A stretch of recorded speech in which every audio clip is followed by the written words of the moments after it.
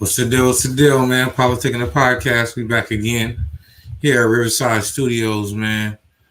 Google us, man. Riverside Studios, located in Riverside, California, man. Film studio, event center, man. We got it popping, man. We got to have a lot of things coming up, man, to keep y'all entertained because everybody know we back outside, man, and we getting to it, man. So I'm finna bring in the homies, finna chop it up about these NBA playoffs. And what the fuck been going on? What's the deal, fools? What up? Goody, what's good?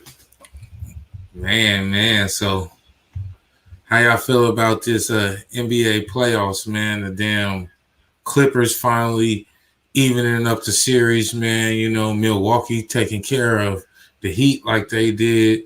You got the who else? You know, you got that New York jersey on, but they about to lose. Did they lose today? Actually, We lost. Keep going. You know what I'm saying? So they had a good run, New York, you know, back making it into the playoffs. That was enough, man. But what do y'all think about this Lakers shit, though, man? We got to get straight to these Lakers. The Lakers was getting blew out, man. Without Anthony Davis, man, the Lakers look like complete trash. They're pathetic, man. And we told them that this was going to be the case, and no Laker fan was like, no, we're going to get healthier as the playoffs go on. And by the time we hit the playoffs, the Clippers tanked to get away from us, and they should have got us early because we're going to be at full strength. And now all that shit is dead, man. What y'all niggas' thoughts on this Laker bullshit? Man, first of all, I've been telling people, this is the case where people, these aren't Laker fans. These are LeBron fans that turn Lakers. They're not realistic. These aren't Laker fans. All these people that I've been saying LeBron can carry any team to the finals, put them out there with the janitors, put them out there with anybody, he getting them to the finals. I keep telling y'all, it's different on the Western Conference. It's a different ball game. Now, this series is not over. Let's not say it's over, because if AD can get back to at least 85% on the floor, which I don't believe he will. That groin injury is major, but if he can, they got a chance to win the series. But it's looking like LeBron is going out in the first round and not making the playoffs, winning a bubble championship. Everybody don't realize the bubble championship is a bubble championship because there's no travel. Recovery time is faster. You don't got to get off of airplanes. You don't got to go in and out of hotels. You're going right to your room. That's a huge difference, and everybody keep downplaying that. AD is fragile. LeBron is old. Of course, if they're playing in the regular NBA season, it wouldn't have been easy as the bubble championship. LeBron James is now facing the Phoenix Sun team, who is not extremely talented. Chris Paul is 38. Devin Booker has never played in the playoffs before. And DeAndre Ayton is a rookie center. So it's not like he's playing against a team that's stacked or got an incredible amount of talent. It's the fact that LeBron ain't who y'all say he is. All right? Y'all need to stop painting these false-ass narratives on what he is and he's this. And no, he can't carry any team to the finals. It's been proven on the West Coast. He came to the West and got snatched up. He didn't make the playoffs first year. Y'all want to make all these injury excuses about LeBron being hurt, but when other teams are hurt, it don't matter. Like when Miami had Dragic and Bam hurt in the finals, that didn't matter. The Lakers still won. But when LeBron get hurt or AD get hurt, it's these excuses. There's no excuses. LeBron James should be able to beat the Phoenix Suns without Anthony Davis, but he can't. You know why? Because he's not the best player in the league anymore.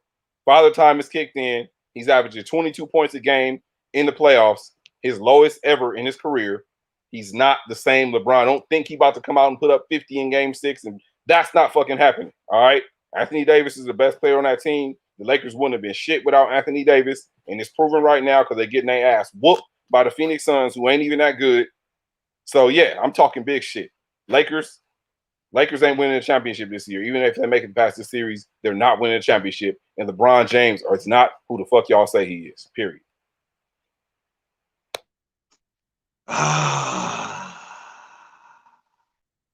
First and foremost, before I talk about any sports and any team, let me give a shout out to my boy Derrick Rose. Because my boy Derrick Rose has been doing a lot better than the Laker Nation. Now, my team got eliminated today, but people, even on this panel, said Derrick Rose is done. He washed up. He can't do nothing no more. What Ronnie just said is LeBron James is averaging how many points per game on the Lakers? You know that many points per game, 22? Derrick Rose, until today, his average is 24.5, 50% from the three-point line, and 50% from the field. So, put some respect on my boy Derrick Rose. Put some respect on him. Now, going back to these Lakers. Let's go back to these Lakers. Bubble championship, you won it. Now you have to compete. Now y'all would say it's because of injury, when it's not really because of injury, because you were struggling with the Phoenix Suns before Anthony Davis got injured. Let's get that clear. You lost last game. Let's blame it on Anthony Davis injury. You lost before that. You're struggling with the Suns. You're about to get eliminated by the Suns. Y'all been struggling. See, my boy D Rose, the Knicks weren't even supposed to be in the playoffs, so us getting bounced in the first round, it don't really mean anything. Y'all getting bounced in the first round, that means everything. Because y'all were supposed to win a championship. I'm just saying. Now, on the last note, if LeBron James gets bounced in the first round against the Phoenix Suns, no one can ever call him the GOAT. You lost to Dallas, and you got bounced in the first round.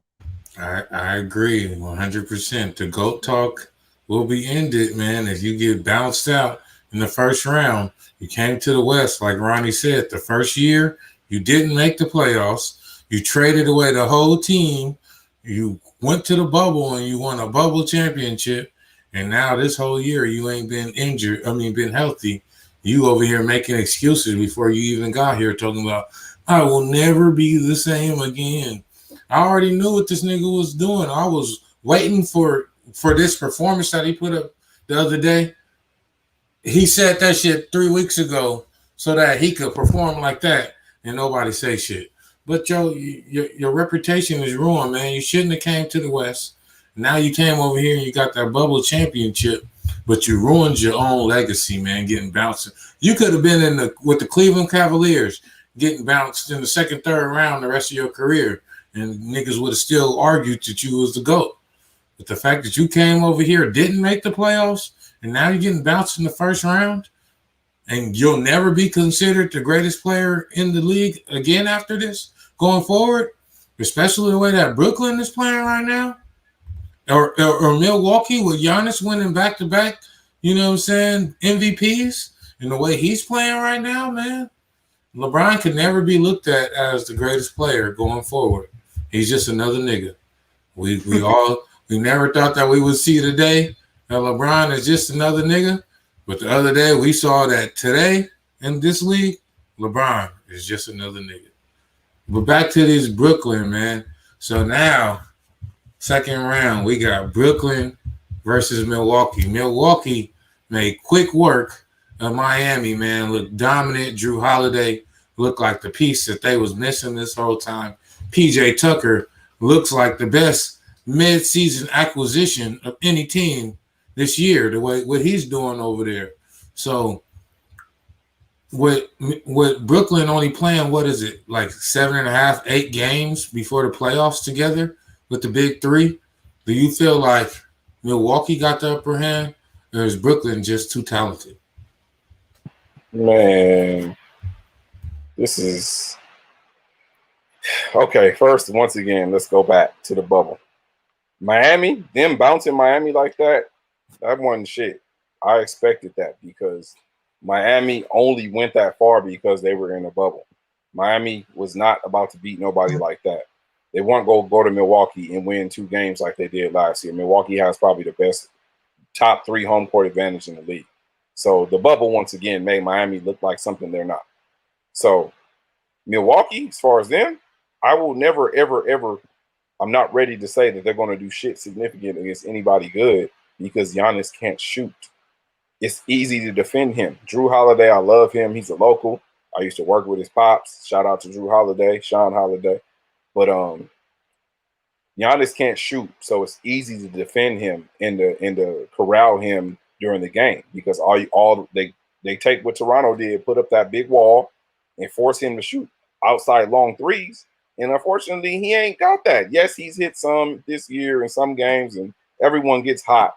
But consistently, by the numbers, the man can't shoot to save his fucking life. So, do I depend on Giannis being able to take on Kevin Durant, Kyrie Irving, James Harden, Blake Griffin? Hell no. Brooklyn in 5, maybe 6, as Brooklyn cruises to the NBA Finals. I think this may go 7. And I think Brooklyn's going to pull it out in 7. Because Giannis can't shoot. I only think that this will go 7 if, as weird as it sounds, Brook Lopez shows up. And why I say Brook Lopez needs to show up is because the only weakness I see on the Nets is they don't really got a center. And Blake Griffin's trash.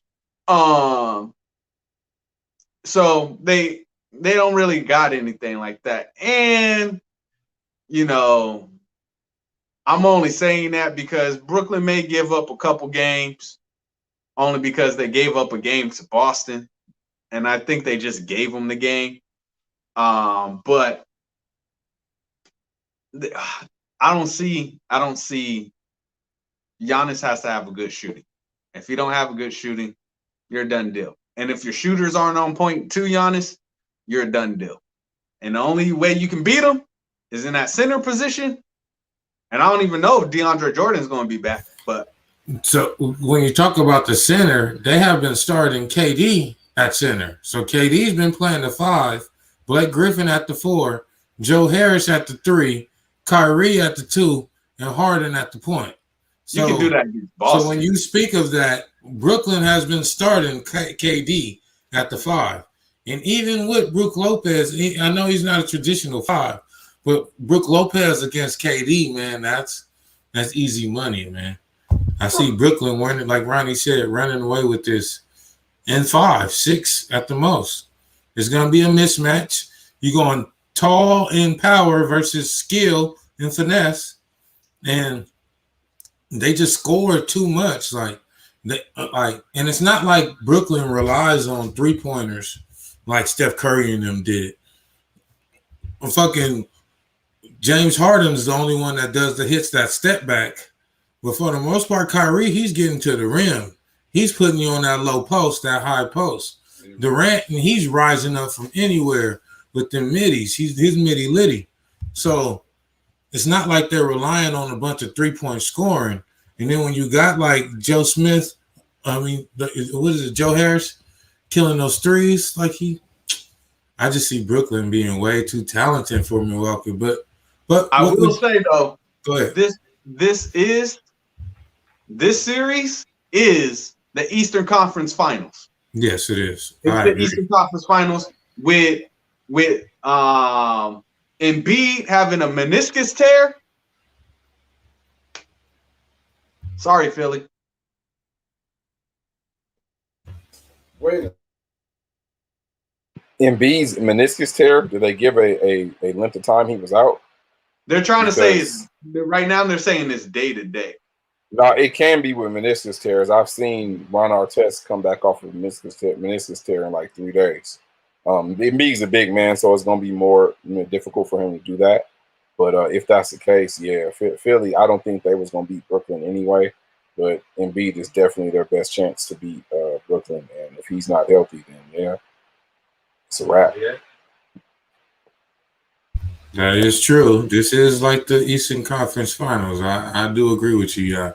This is like the Lakers Clipper matchup that we wanted last year that we never got because we fucking flunked out of the fucking man.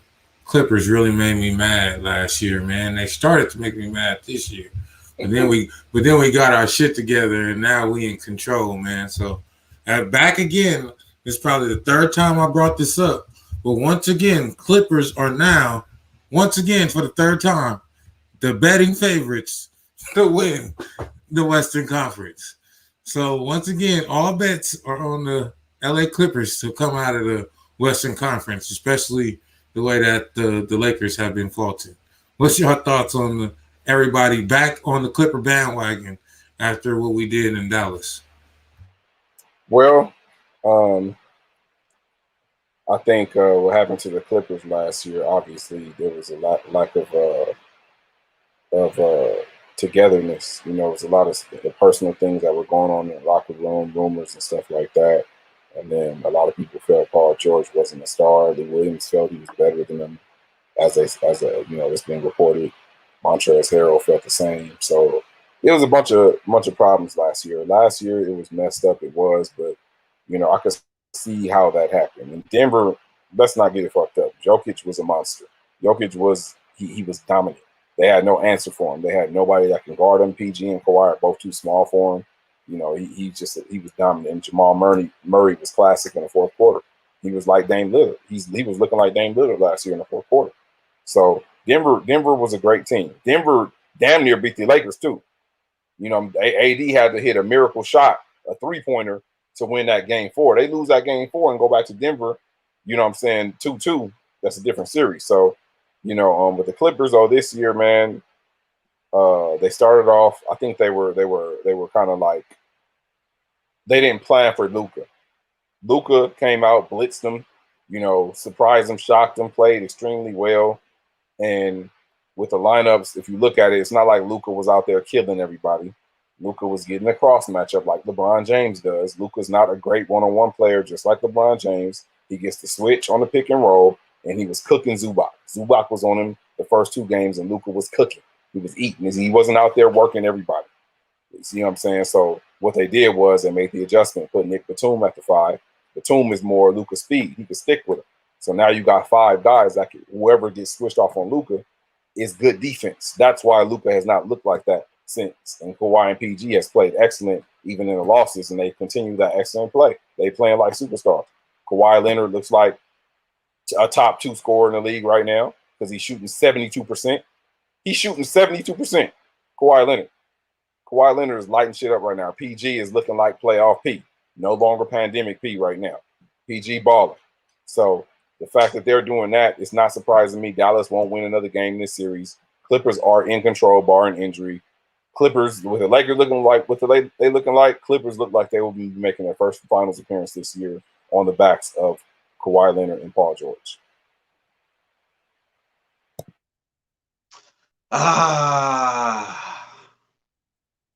Clipper Nation. See, I believe the Clipper Nation has a little bit of Laker Nation in them a little bit. And what I mean by that is I'm just going off of my sorry ass team. My team we're supposed to be a lottery pick. Y'all struggling with the Dallas Mavericks. Let's think about that. Y'all struggling with the Dallas Mavericks. Y'all bet not lose today. If y'all lose today, you'll be down 3-2, going back to Dallas. And Luka's going to close that. So y'all better win today.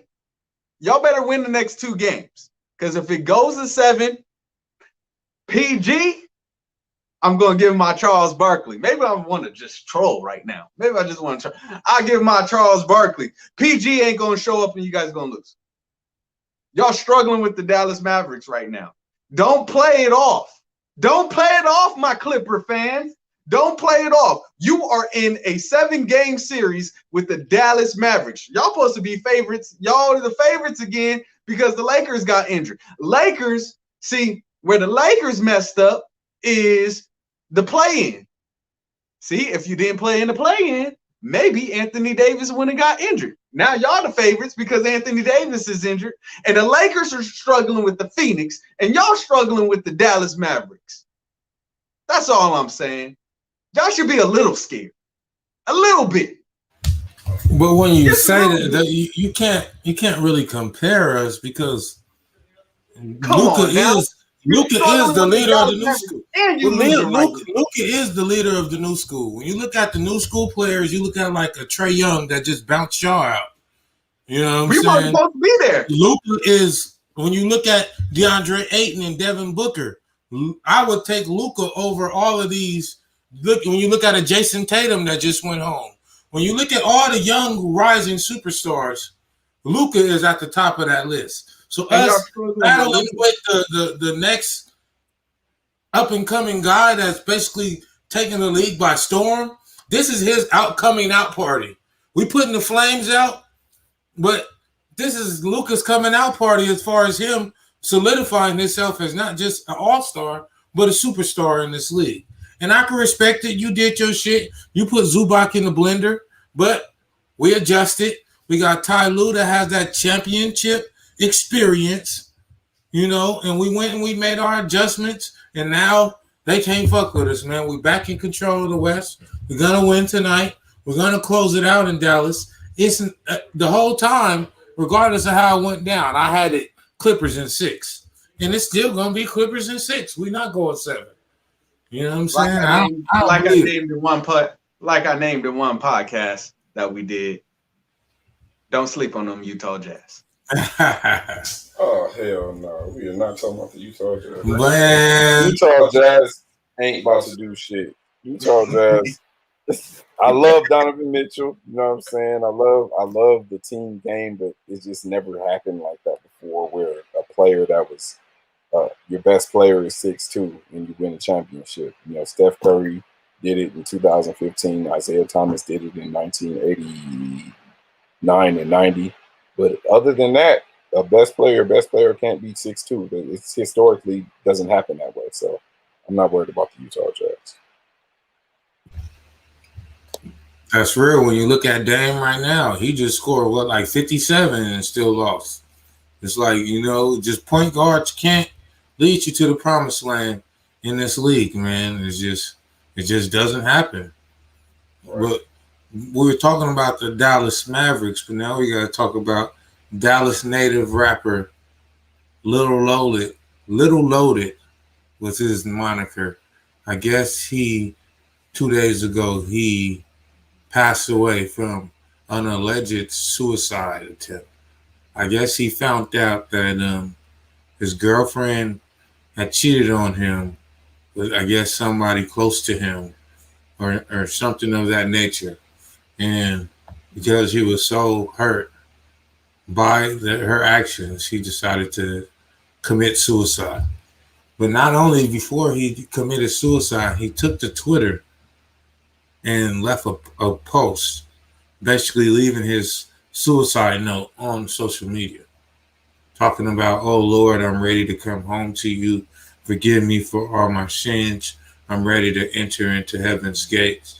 So what are y'all thoughts about, this internet world, where people are feel comfortable enough or rely on the internet enough that they're taking their own lives over this stuff, and also they're posting suicide notes on Instagram and Facebook, because we all see those posts from people. We've all seen them where it's like, you know what, I'm so sad, I want to die, I can't live through this.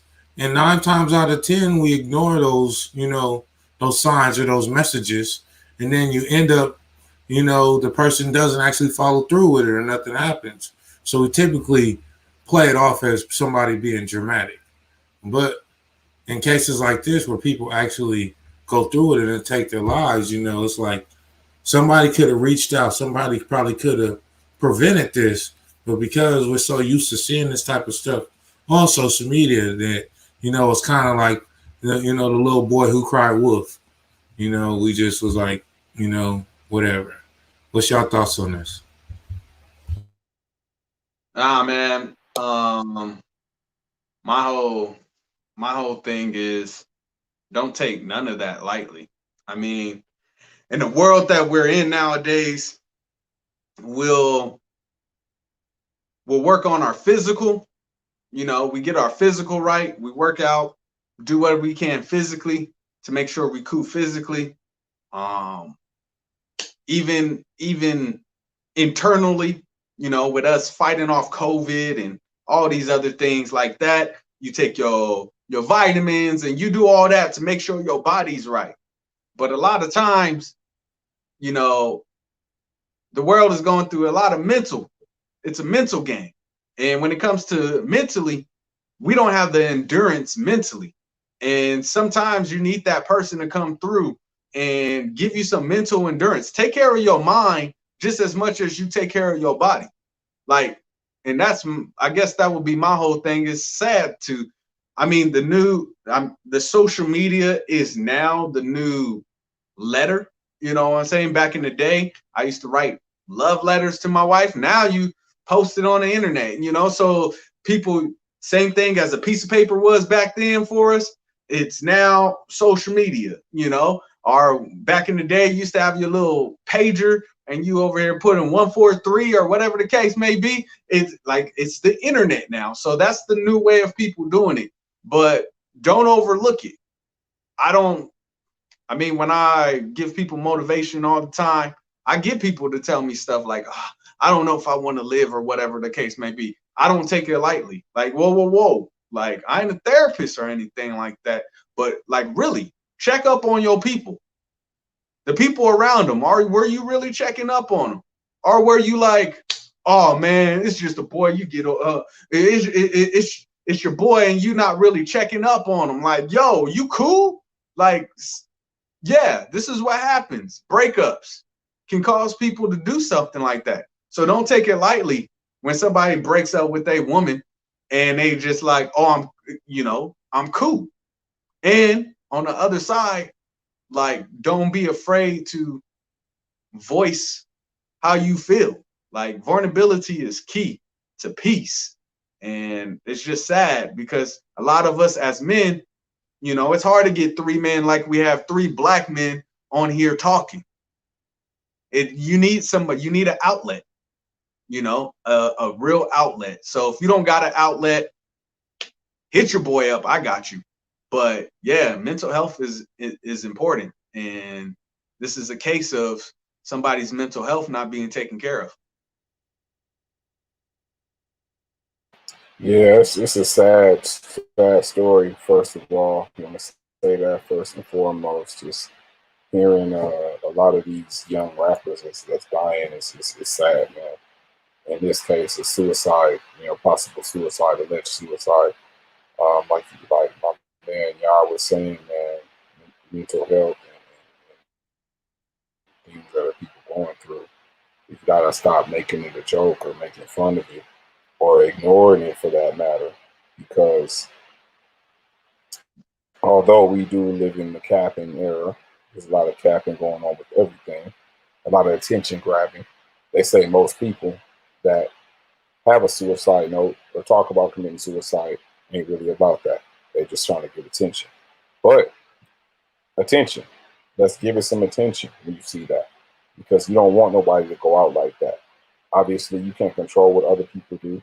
Obviously, you can't sit around people all the time. But I think we should take it more serious.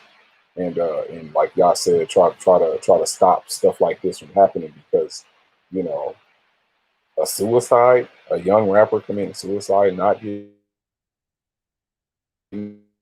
shot by somebody, not gang banging, not anything like that, but you took your own life allegedly. We can't have that happening to us. So yeah, we definitely gotta be more cautious and be considerate of other people and not a game or a joke. Yeah, man, that's real. When you talk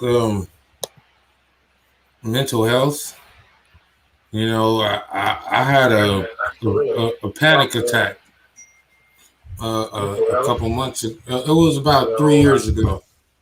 And I had my stress levels had reached so high that I literally had gotten an altercation at my job, left because I was so heated. Got home and ended up being locked out of the house, because I came home and my girl had took me and she had my keys and I didn't have keys. And just that little thing just sent me over the edge, and I felt like I had a heart attack. And then when I went to the doctor, and they hooked me up to an EKG machine, in my head, I feel like my heart is jumping out my chest, like I can't breathe. Like I feel like I could hear my heartbeat in my head. And then they hooked me up to the EKG machine, and my heart is beating as regular as can be. But in my mind, it's like racing. Like I can't get it. I can't calm down. But the machine is reading that my heart rate is perfectly normal, and that's when I realized, like, I've had struggles with mental health before, but that was when I really realized, like, this shit is real. Like, when niggas say your mind is playing tricks on you, like, it's really real. Because my heart felt like it was finna jump out my chest. So as black men, we do definitely have to take our mental health more serious, because that's something that, you know, we're just taught to be strong and to take shit on the chin and move on. And a lot of times we never really have the opportunity to sit back and internalize the things that's happening to us. So much shit happens to us at one time that we don't have time to even deal with the shit that happened 2 days ago, because I'm trying to foresee the shit that's going to happen tomorrow. And, you know, and that's the state of black men in America. And that's why our mental health is neglected, because we really don't have the time, space, or opportunity to really deal with it the way that it should be dealt with.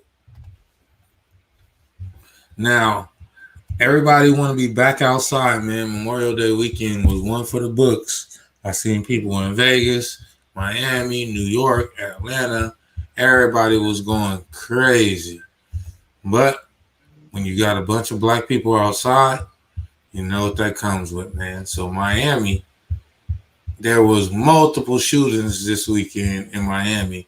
Felt like it was every party that anybody was at in Miami got shut up this past weekend.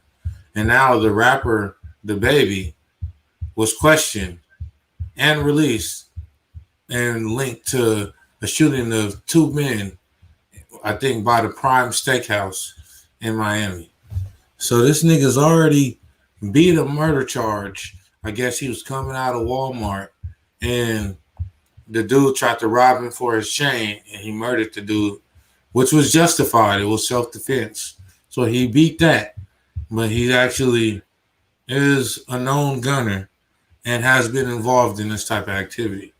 And then he had the old incidents where he beat the dude up on live in the mall. And everybody gave him praise and all that. But then he had the next incident where he was shown beating up and robbing a party promoter because they didn't pay him his money after a show. And he didn't strip the dude down. Now, this is all alleged because he hasn't been convicted for this. But and they have a video out showing him robbing a promoter.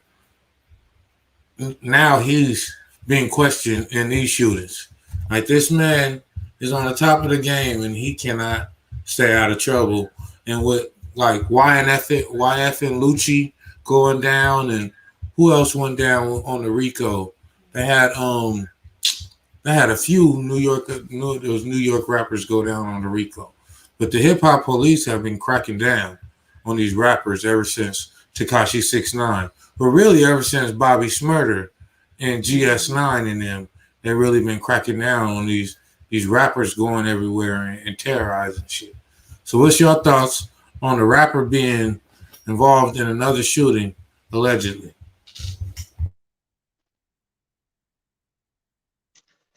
Oh man. What you talking about, everything that he's did, it for some reason what popped in my head, and hopefully he takes to it, is O.J. Simpson. O.J. Simpson, you know, he beats his charge, and all of a sudden O.J. going back to jail for stealing his own stuff back. They're looking for reasons to put you in the jail cell. Stop giving them reasons. But also at the same time, just because you give somebody money, that doesn't mean that changes the mentality. So he's going to keep doing what he's doing until he changes his mentality. And on the flip side, with how he's operating, people are going to test him. People are always going to test him. See how gangster you really are. So it's a double-edged. I mean, he got to protect himself one way, but, you know, you can take the person out of the street sometimes, but you can't take the street out of the person. And that's kind of sort of the classic case. Hope my boy, like, you know, gets real people around him to help him change that mentality, because you don't got to do that. Maybe you can have somebody else do that for you. You know, like I think about like Nas. You ain't hearing stuff like that with Nas. You know, he had people around him who probably did that for him. So maybe you got to get some people around you that would do that for you. But, you know, it's like 50 Cent. 50 Cent ain't going around no more doing that. He got people that would do it for him. Yeah, that's true, man. In this era, though, you got to be the gangster. That's what happened to King Von. That's why King Von perished, man. It's like, it's different because when you actually a street nigga and you from the streets, you got a lifetime of muscle memory. Exactly. And in the streets, they call this TTG, train to go. Meaning your instincts are for you to, you know what I'm saying, blast on a nigga, for you to take it to that level. So even though you got money, because you, once again, back to mental health, because you haven't been working on your mental health and your mental stability, when you react the same way that you've always reacted. And when you got people that's been with you from childhood, guess what? They ain't working on their mentality neither. And this is why Jay-Z had to separate himself from that whole Rockefeller camp. Is because, you know what? If I would have stayed with Dame Dash and State Property and all these niggas, I would not be a billionaire. I wouldn't have Rock Nation. I wouldn't have Rihanna and Beyonce and Kanye and J. Cole and all these artists. I wouldn't have none of this shit because I was unwilling to shed who I was so that I could become who I want to be. And so people are so stuck on this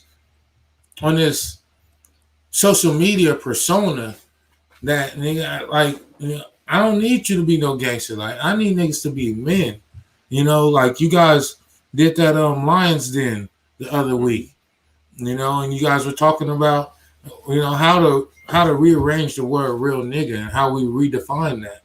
And I think that we got to stop associating real nigga shit with ignorant shit, because that's the connotation that's connected to it. Every time a nigga do some stupid shit, they get him locked up, or he took another black man's life. Oh, that's some real nigga shit. But that same nigga that squeezed that trigger got 3 kids at home, and you don't even know their damn middle name, and they didn't have 8 birthdays, and you've been around for 2, and you don't even know how fucking old they are. You know what I'm saying? Like, we gotta change what a real nigga is in this society, because especially with all this fraud shit and all this money that's been going around, and now everybody back outside, everybody think that they're a rapper. Everybody thinks that they're a rapper, whether they're rapping or not. And every crew seems, especially every black crew, seems to have some rapper in the crew.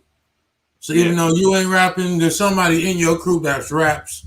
So then you'd be like, yeah, BTG crew, nigga, we doing it. You know what I'm saying? Yeah. So it's like, it's following. Like you going around and seeing like the phrase, like you going around seeing whose dick's bigger. Exactly. Like oh, my dick's bigger than yours, I'm gonna shoot you. Like, nah. But then it's always the most like brokest niggas that want to shoot niggas. Like, bro, you don't got no purpose on this earth. You don't got no drive to do anything. Your whole state of being is to be the hardest nigga that you possibly can be, which means being the most ignorant, dumbest motherfucker that you can possibly be. And this is what a lot of niggas are using their time on this earth for, to live their life being the most dumbest, ignorant motherfucker that they can possibly be while they're here. And then they die at 33, and then they go to jail at 22, and niggas are screaming, free the homie, or, you know what I'm saying, rest in peace to the homie. Same cycle. But that nigga chose to do nothing with his existence. You know, one of my favorite movies is Troy. And at the beginning of the movie, you know, it's a little boy that goes to get Achilles to fight this dude. And it's this big ass buff Goldberg looking dude. And when the boy gets Achilles, he's like, man, when he go tell him that he got a fade, Achilles jump up.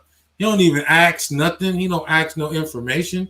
He just grab his shield and his sword and get ready for the fade. And as he getting on the horse, the boy like, don't you want to know about your opponent? And Achilles just look at him and don't say nothing. And the boy like, man, this is the biggest man I ever seen before. I wouldn't want to fight him. And Achilles looks down at him as he takes off, and he looks and says, that's why no one will remember your name. And that's some real shit. Like, y'all niggas is so temporary. Y'all dough is getting temporary. Everything y'all do in this lifetime is temporary. And we are eternal spiritual beings. And what we do on this earth should echo for eternity. So y'all niggas is living it backwards, man. Y'all really slacking. We can't get through to our people, man. Our people shall perish for the lack of knowledge. And then they ended up, and then they dumbass like takes out somebody that's doing something for their community. Nipsey Hussle, taken out by some dumbass, you know, when he's making a difference. You over here wanting to go rob somebody, you rob them, robbery go wrong. Now you shoot that person. Now, so now you killed another black person. Let's say you kill another black person. How you said it too. How you know that person don't got kids and a wife at home? Just because of something. Or even sometimes, as I think about, like, when, like, is it worth shooting somebody if they step on your shoes? Is it worth something like that? Now I get it. I need that respect. You know, sometimes just let it go. I'm like, okay, cool. Like, I ain't gonna let you punk me, but some things ain't worth it. It's not about who got the biggest dick. For real. So this weekend in Miami-Dade County, this is just in Miami-Dade County. There were 2 mass shootings, 4 people were killed, and more than 30 were injured. They showed one shooting where a concert was getting out, and dudes pulled up in a van, jumped out with ski masks, and sprayed the crowd as they came out. Just sprayed the whole crowd as they came out. So this shit is like literally like the Wild Wild West, but it's all through America now. It's like, man, niggas is back outside, and we see what that equates to. The most mass shootings and probably in American history so far. Here goes another, 5-6 mass shootings this weekend added to Joe Biden's total this year. But we don't see, did you see this, nigga? The weekend's over. It's Wednesday. Did you see him on Monday, Tuesday, Wednesday come out and say anything about what happened over this weekend? Not a fucking word. Every weekend it seems like it's a mass shooting under this president, and nothing is being said by him. He doesn't even address it. And I think he doesn't address it because a lot of them have been by or including black people. If it was all these mass shootings where white people were being assaulted, guarantee he would be out here pulling out the National Guard. And they writing crimes for Asian hate. Now they doing I guess it was a Jewish guy that was assaulted somewhere. I was just reading. And they called out the National Guard to protect the Jewish people in the community. But there was a whole fucking protest, peaceful protest that we were doing, and the National Guard was brought out to detain us and to end our protests and rioting. But then they're here to protect the Jewish people and the Asian people and the transgender people. Everybody but us, man. This shit's stupid as hell. You know, so, but at the same time, like you said, yeah, I'm gonna go into your book. We gotta give ourselves a fighter's chance. And black people, we are not giving ourselves a fighter's chance when every time we fucking step out the house, you know what I'm saying? Like, this is why I don't go out, because you gotta go out with your gun. You have to go out with your gun. And the fact that I gotta go out with my gun make me not go out. Because it's like, if I gotta be in that mentality or that energy, I don't even want to be there in the first place. Exactly. It's like how you said, bro. You brought up our new president, and nobody's keeping. Well, I can't say nobody. We are. There's some people out there. A majority of people aren't keeping that same energy. You're not keeping that same energy. This dude is having mass shootings after mass shootings after mass shootings, and this dude ain't even saying nothing. And Miss Vice President, I seen the tweet from her. All she said this whole week is, enjoy your long weekend. What? Okay, cool. Like, all right, cool. And to add on to that, I think it was yesterday, there was a shooting at a fire station. Dude walks into his old job or his job, goes in, shoots his co-worker, shoots another fire person, kills that person, puts the other person in critical condition, then drives his butt back home to what is it, Dose or whatever, drives himself back home to his house, burns his house down, shoots himself in his pool, and another mass shooting. It's not it still counts, you know. That still goes under your card, Biden. Like, you got all these shootings and you ain't doing nothing. Let's keep the same energy, because if this was the other guy, Trump, we going, well, look at when Trump's in office, he's making everybody racist, even though everybody was already racist. He's got all these mass shootings under his belt. He's just bad. He's just a bad president. So what is Biden at this point? Because he got mass shootings after mass shootings. That's real. Well, really, it's really getting frustrating seeing this. You know, I'm not one to come on here and attack black people, but at the same time, it's frustrating seeing this, man. It's all stemming from. It's deep. It's deep, man. It's not as simple as we got to stop doing this and we got to stop doing that, because as we were talking off air, when people are used to a certain lifestyle where people are taught to go when it's time to go, they going. And when you're raised around a certain thing, or if you're raised in a hood in these fucked up neighborhoods and you grow up around conditions where you feel like you got to defend yourself even in your sleep, where you sleeping with the bat under the bed, the burner on the dresser. When you sleeping like that, when you living in conditions like that, it's hard to tell people to grow up and say, well, you got to stop doing this, or you got to. Simple, man. We were ruined. We have to go back to the people that ruined us. And those are the people that created this, that pushed us to the ghettos, that stopped us from buying homes and wouldn't let us buy homes and push us to the poor neighborhoods and in the projects, that wouldn't allow us to do that, that took away opportunities, that wasn't equal opportunities available for certain people. So yes, and then they poured the crack on us on the 80s. The crack epidemic started and ruined so many black homes. Everybody from my generation got either a crackheaded uncle or a crackheaded auntie or both. And you saw what that shit did. They have a bunch of kids running around doing nothing because their crackheads and parents is high. And that's the generation. That's how it started. And that's how it's been since then. So yes, we're damaged as black people. It ain't gonna happen where we just gonna have this come to Jesus moment and everybody gonna put down their guns and all these sets gonna stop beefing and people gonna stop acting stupid. That's not the issue. That's going to continue to happen.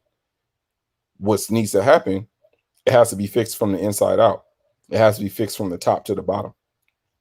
As long as we live in this capitalistic, racist, unfair ass country, that type of shit at the bottom will never be fixed because they don't give a fuck to fix it. You can go to a rich city and see how much work they put in on the city, such as Beverly Hills. Go to Beverly Hills. Every time I go out there, I just feel like everybody's looking at me. Everybody's staring at me because I'm a nigga in Beverly Hills. It's like, look at how much money they put into that city. But guess what? A couple of blocks down the road, or a couple of maybe 15 minutes down the road, you go to another neighborhood and it's like, damn, do y'all put any money into this fucking city? So it's really sad and unfortunate about the shootings, but I'm not going to go the route of you know, black people. I think it's more of the top. Like y'all said, Biden ain't done shit. He ain't said shit because he don't give a fuck. You know, just like the rest of them. He's not going to say anything because he doesn't give a fuck. Black people, y'all think that he give a fuck so much. Stop thinking that because it's not true. He does not give a flying fuck about us. Never. And none of them really do.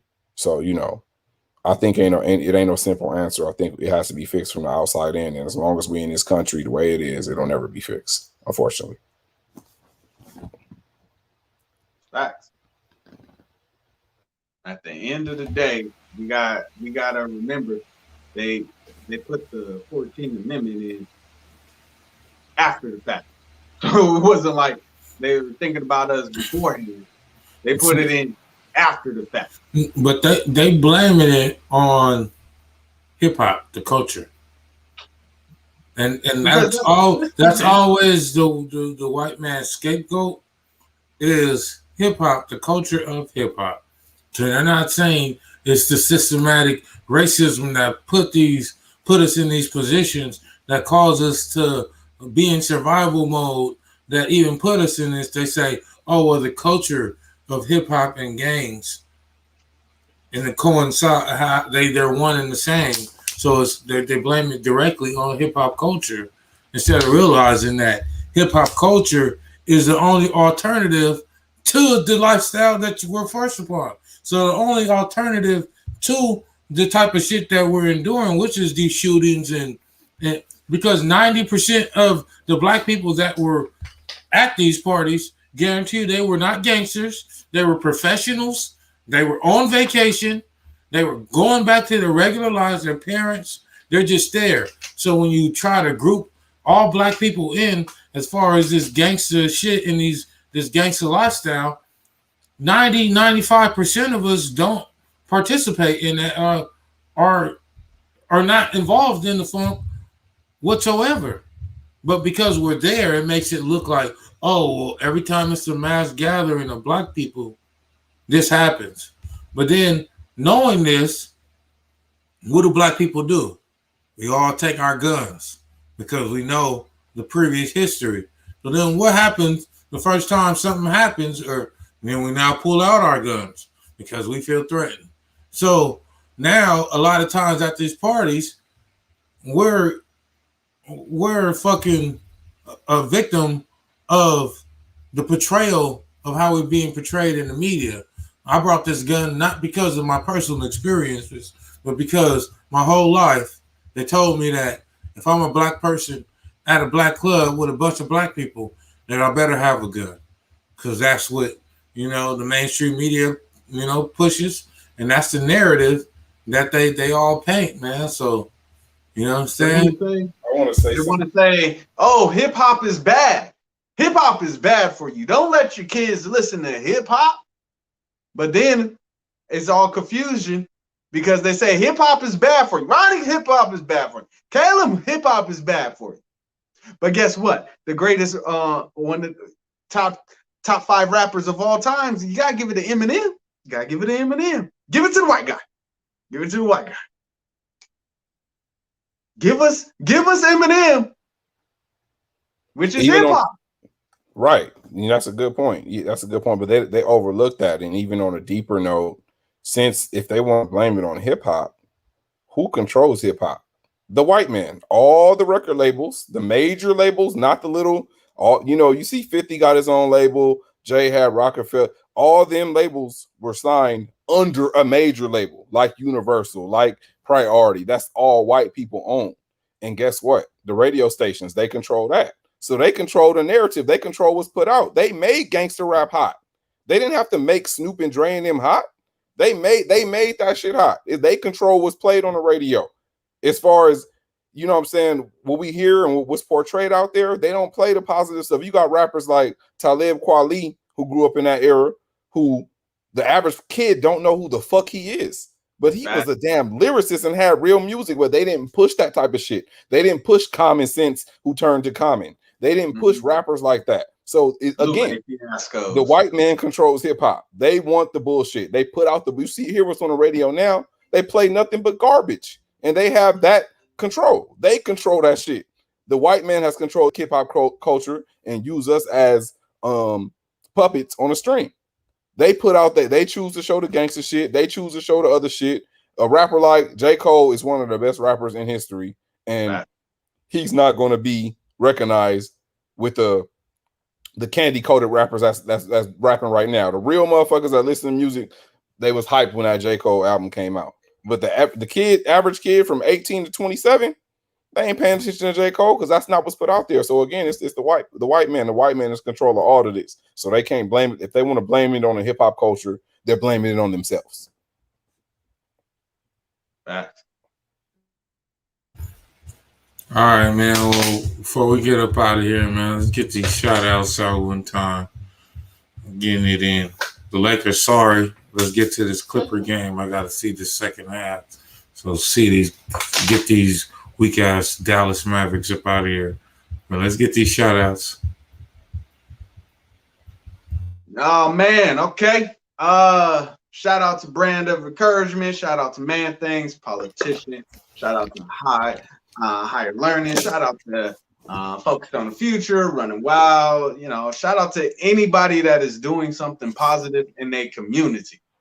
Shout out to y'all and everything like that. Shout out to my boy D Rose. Rest easy, my man. Wait till next season. Somebody gonna be trying to pick you up because you did your thing, boy. I see you. Never gave up on you.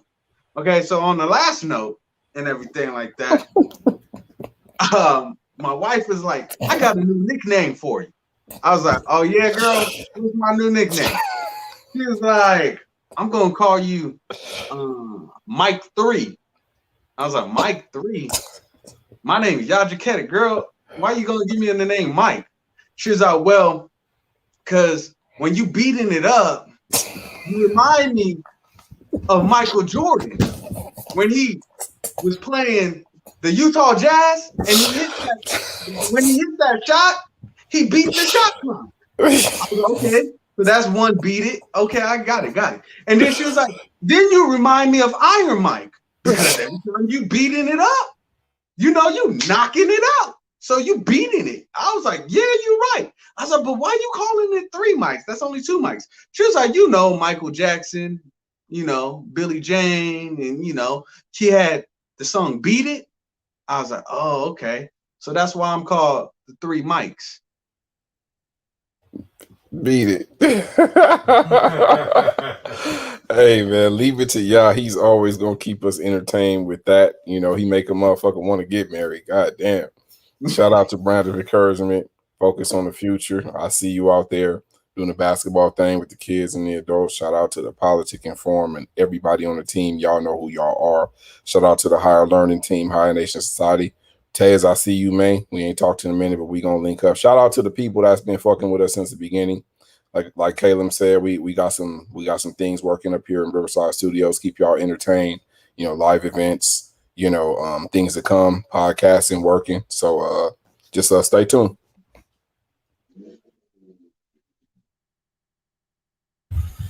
Yeah, man, it's been a rough one for the last couple of weeks. We have been completely swamped as a team. We are fucking. One thing that Nipsey Hussle said is, man, when you taking strides to get to where you want to be, it's supposed to feel like a burden.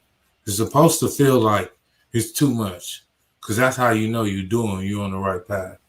So, you know what I'm saying? So we really just trying to sit back as a team, you know, formulate our plan, come together, you know, work more cohesively. But we got to celebrate our victories, man. So Politik and Broadcasting, I started this a little over 3.5 years ago. This is my third location. We've got festivals and all type of shit in the works.